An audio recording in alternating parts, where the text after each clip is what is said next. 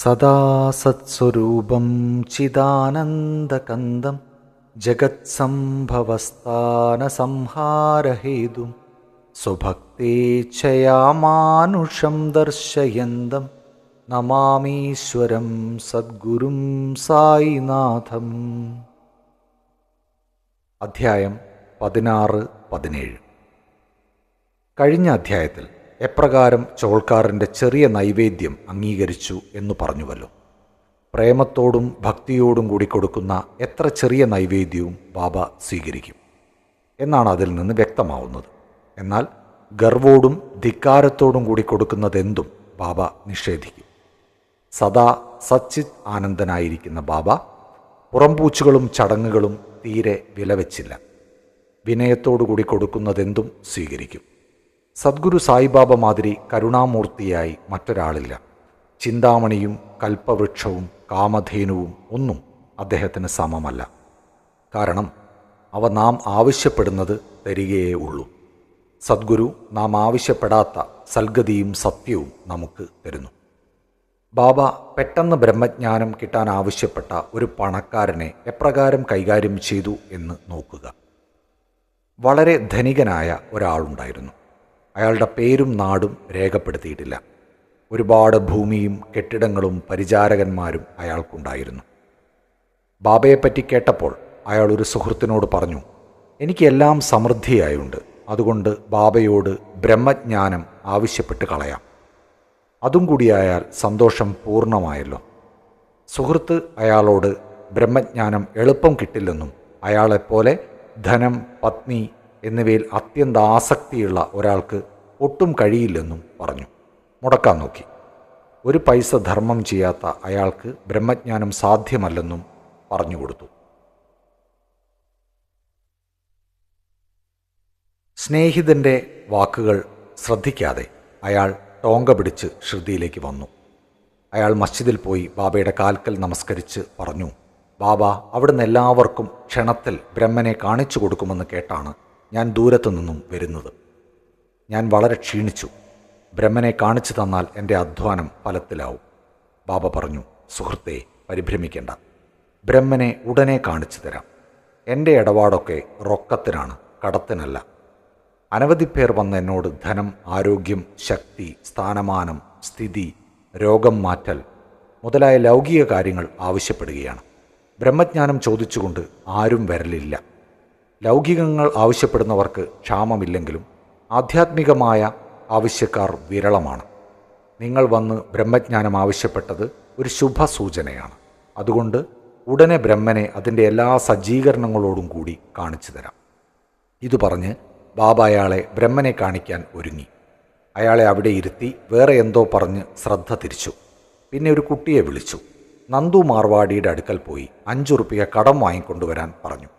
കുട്ടി പോയി മാർവാടിയെ കണ്ടില്ലെന്ന് വന്നു പറഞ്ഞു. അപ്പോൾ ബാബ പലചരക്ക് കടക്കാരൻ ബാലനോട് വാങ്ങിക്കൊണ്ടുവരാൻ പറഞ്ഞു. കുട്ടി പണം കിട്ടാതെ മടങ്ങി വന്നു. ഇത് 3 പ്രാവശ്യം വീണ്ടും ആവർത്തിച്ചു. സായിബാബ ജീവിക്കുന്ന ബ്രഹ്മനാണല്ലോ. അപ്പോൾ ചോദിച്ചേക്കാം, എന്തിനാണ് ഇത്രയും ചെറിയ കടം വീട്ടാൻ ബാബ മിനക്കെടുന്നതെന്ന്. യഥാർത്ഥത്തിൽ ബാബയ്ക്ക് പണം ആവശ്യമില്ലായിരുന്നു. നന്ദുവും ബാലനും ഇല്ലെന്നറിഞ്ഞുകൊണ്ടാണ് ബാബ കുട്ടിയെ അയക്കുന്നത്. ഇത് ബ്രഹ്മനെ അറിയാൻ വന്നവനെ പരീക്ഷിക്കാൻ ചെയ്തതാണ്. ഈ മാന്യൻ്റെ കയ്യിൽ ധാരാളം പണമുണ്ട്. യഥാർത്ഥ ബ്രഹ്മാന്വേഷിയാണെങ്കിൽ ബാബ ഇങ്ങനെ പണത്തിന് കഷ്ടപ്പെടുന്നത് കണ്ടാൽ വെറുതെ ഇരിക്കില്ല. ബാബ വാക്കുമാറില്ലെന്നും പണം മടക്കിത്തരുമെന്നും ചോദിച്ചത് നിസ്സാര സംഖ്യയാണെന്നും അയാൾക്കറിയാം. എന്നിട്ടും പണം കൈവിടാൻ മടി. അങ്ങനെയുള്ള ഒരുവനാണ് ലോകത്തിൽ വെച്ച് ഏറ്റവും വലുത് ബ്രഹ്മജ്ഞാനം ബാബയോട് ആവശ്യപ്പെടുന്നത്. ബാബയെ സ്നേഹിക്കുന്ന മറ്റേതൊരാളും ഉടനെ പണം കൊടുക്കുമായിരുന്നു. പക്ഷേ ഇയാൾ അത്തരക്കാരനല്ല. ഇയാൾ പണം കൊടുക്കില്ലെന്നല്ല, വെറുതെ ഇരുന്നതുമില്ല. വീട്ടിലേക്ക് മടങ്ങാൻ ധൃതി പിടിച്ച് അയാൾ ബാബയോട്, ഓ ബാബ, വേഗം ബ്രഹ്മനെ കാണിച്ചു തരൂ എന്ന് തിരക്ക് കൂട്ടാൻ തുടങ്ങി. ബാബ പറഞ്ഞു, ഞാൻ ഈ ചെയ്ത നടപടികളൊന്നും നിങ്ങൾക്ക് മനസ്സിലായില്ലേ? ഇത് നിങ്ങൾക്ക് ബ്രഹ്മനെ കാണിക്കാനാണ്. ചുരുക്കത്തിൽ ഇതാണ് കാര്യം. ബ്രഹ്മനെ കാണാൻ 5 സംഗതികൾ അടിയറ വയ്ക്കണം. 1 5 പ്രാണങ്ങൾ, 2 പഞ്ചേന്ദ്രിയങ്ങൾ, 3 മനസ്സ്, 4 ബുദ്ധി, 5 അഹംഭാവം. ഈ ബ്രഹ്മജ്ഞാനത്തിൻ്റെ വഴി വാൾത്തലപ്പിലൂടെ നടക്കും പോലെ വിഷമം പിടിച്ചതാണ്. പിന്നീട് സായിബാബ അതിനെപ്പറ്റി ഒരു നീണ്ട പ്രഭാഷണം നടത്തി. അതിൻ്റെ ഒരു ചുരുക്കം ഇവിടെ പ്രതിപാദിക്കാം. ബ്രഹ്മജ്ഞാനത്തിനും ആത്മജ്ഞാനത്തിനുമുള്ള യോഗ്യത. എല്ലാവരും അവരുടെ ജീവിതകാലം കൊണ്ട് ബ്രഹ്മനെ കാണുകയോ അറിയുകയോ ചെയ്യുന്നില്ല. അതിന് ചില യോഗ്യതകൾ അത്യാവശ്യമാണ്. ഒന്ന്, മുമുക്ഷ, അതായത് മോക്ഷത്തിനുള്ള അതികലശലായ ഇച്ഛ. ഞാൻ ബ്രഹ്മനാണെന്നും ബന്ധനത്തിൽ നിന്ന് രക്ഷ പ്രാപിച്ചു സ്വതന്ത്രനാവണമെന്നുള്ള അതിയായ മോഹം കൊണ്ട് നിരന്തരം പണിയെടുത്താൽ ഒന്നാമത്തെ യോഗ്യതയായി. 2, വിരക്തി, ഇഹത്തിലും പരത്തിലും ഉള്ളവയിൽ ആഗ്രഹമില്ലാത്ത അവസ്ഥ. ഒരാൾക്ക് സ്ഥാനമാനങ്ങളിലും പ്രവൃത്തിഫലങ്ങളിലും ആശ നശിച്ചാലല്ലാതെ ആധ്യാത്മിക പുരോഗമനം ഉണ്ടാവില്ല. 3, അന്തർമുഖത, തന്നിലേക്ക് തന്നെയുള്ള നോട്ടം. നമ്മുടെ ഇന്ദ്രിയങ്ങൾ പുറത്തേക്ക് ചായ്വോടുകൂടിയാണ് ദൈവം സൃഷ്ടിച്ചത്. അതുകൊണ്ട് മനുഷ്യൻ പുറത്തേക്ക് നോക്കലല്ലാതെ തന്നിലേക്ക് തന്നെ നോക്കലില്ല. ആത്മജ്ഞാനി ഉള്ളിലേക്ക് നോക്കി ആത്മനെ കാണണം. 4, പാപനിർമാർജനം, കുടിലപ്രവർത്തികൾ നിർത്തി സദ്വൃത്തനായി ശാന്ത മനസ്ഥിതിക്കാരനായാലല്ലാതെ വിവരം കൊണ്ടുപോലും ബ്രഹ്മജ്ഞാനം ഉണ്ടാവുന്നതല്ല. 5, ശരിയായ സ്വഭാവം, സത്യത്തിലും തപസ്സിലും ആത്മജ്ഞാനത്തിലും അധിഷ്ഠിതമായ ജീവിതം നയിച്ച് ബ്രഹ്മചര്യം അനുഷ്ഠിച്ചാലേ ദൈവത്തെ അറിയാൻ കഴിയൂ. 6, പ്രേയസ്സിനേക്കാൾ ശ്രേയസ്സിനെ കാക്ഷിക്കുക, ഭോഗ്യങ്ങളെക്കാൾ ദൈവത്തെയും നല്ലതിനെയും ഇഷ്ടപ്പെടുക. 2 തരം സംഗതികളുണ്ട്, നല്ലതും സന്തോഷപ്രദങ്ങളും. ആദ്യത്തേത് ആധ്യാത്മികവും രണ്ടാമത്തേത് ഭൗതികവുമാണ്.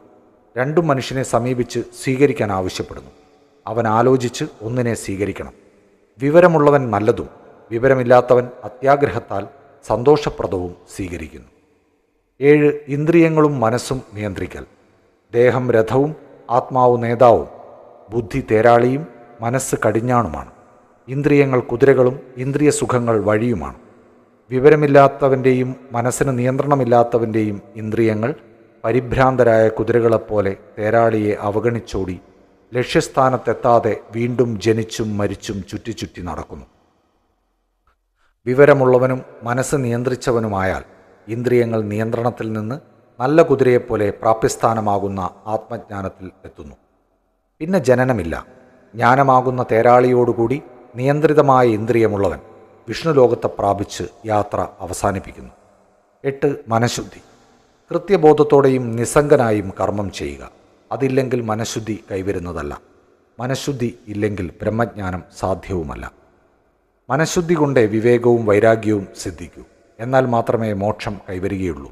അഹംഭാവം കളഞ്ഞ് ആർത്തി അവസാനിപ്പിച്ച് മനസ്സിന് ആഗ്രഹമില്ലാതാക്കിയാലല്ലാതെ ആത്മജ്ഞാനം സാധ്യമാവുന്നില്ല.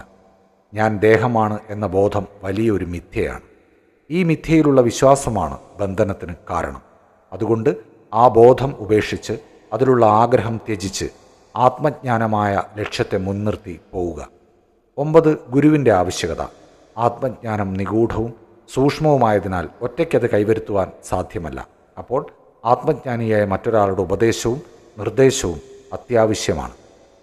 മറ്റുള്ളവർക്ക് കഠിനാധ്വാനം കൊണ്ടും സാഹസം കൊണ്ടും തരാനാവാത്തത് ഗുരുവിന് എളുപ്പം തരാൻ കഴിയും. കാരണം അദ്ദേഹം ആ വഴിയെ പോയതാകയാൽ കൈപിടിച്ച് അടിവെപ്പിച്ച് ആധ്യാത്മിക പുരോഗതിയുടെ കോണിപ്പടികൾ കയറ്റിക്കൊണ്ടുപോകാൻ കഴിയും.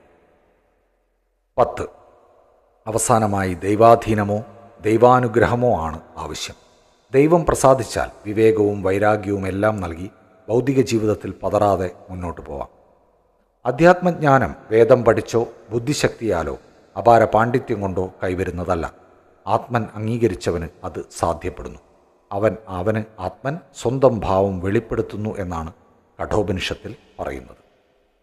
ഈ പ്രഭാഷണത്തിന് ശേഷം ബാബ ധനികനോട് പറഞ്ഞു, സർ, നിങ്ങളുടെ ബ്രഹ്മൻ നിങ്ങളുടെ പോക്കറ്റിൽ 5 കായുടെ 50 ഇരട്ടിയായി 250 കായായി കിടപ്പുണ്ട്. അത് പുറത്തെടുക്കൂ. ധനികൻ പുറത്തെടുത്ത് എണ്ണിയപ്പോൾ 10ന്റെ 25 നോട്ടുകളുണ്ട്. ഇത് കണ്ട അയാൾ വിസ്മയിച്ച് ബാബയുടെ കാൽക്കൽ വീണു. അനുഗ്രഹിക്കാൻ പ്രാർത്ഥിച്ചു. നിങ്ങളുടെ ബ്രഹ്മനെ മടക്കി വച്ചാലും നിങ്ങളുടെ ആർത്തി നശിക്കാതെ യഥാർത്ഥ ബ്രഹ്മനെ കിട്ടാൻ പോകുന്നില്ല. എങ്ങനെയാണ് ധനത്തിലും സന്താനത്തിലും സമൃദ്ധിയിലും മാത്രം ആഗ്രഹിക്കുന്നവർക്ക് അതുപേക്ഷിക്കാതെ ബ്രഹ്മജ്ഞാനം നേടാൻ കഴിയുക? പണത്തിനുള്ള ദുരാഗ്രഹം കാപട്യത്തിൻ്റെയും അസൂയയുടെയും രൂപത്തിലുള്ള മുതലകൾ നിറഞ്ഞ ഒരു കായമാണ്. ആശയെ ജയിച്ചവനെ ആ കായം കടക്കാൻ കഴിയൂ. ആശയും ബ്രഹ്മനും ധ്രുവങ്ങളുടെ അന്തരത്തിലാണുള്ളത്. അവ അന്യോന്യം വിരുദ്ധങ്ങളുമാണ്. ആഗ്രഹമുള്ളവന് ബ്രഹ്മത്തെ ധ്യാനിക്കാൻ കഴിയില്ല. പിന്നെ എങ്ങനെ ആഗ്രഹിക്ക് നിസ്സംഗത്വവും മുക്തിയും ലഭിക്കും? ആഗ്രഹിക്ക് ശാന്തിയും തൃപ്തിയും സ്ഥൈര്യവുമില്ല. ആഗ്രഹലേശമുണ്ടായാൽ എല്ലാ സാധനയും വിഫലമാണ്. ഒരു പണ്ഡിതൻ്റെ വിവരം പോലും ഫലേച്ഛ കൊണ്ട് വിഫലമായി ആത്മജ്ഞാനത്തിന് സാധ്യതയില്ലാതായി പോകുന്നു. ഇന്ദ്രിയ സുഖങ്ങൾ കാക്ഷിക്കുന്നവന് ഗുരുപദേശം പോലും ഗുണം ചെയ്യില്ല.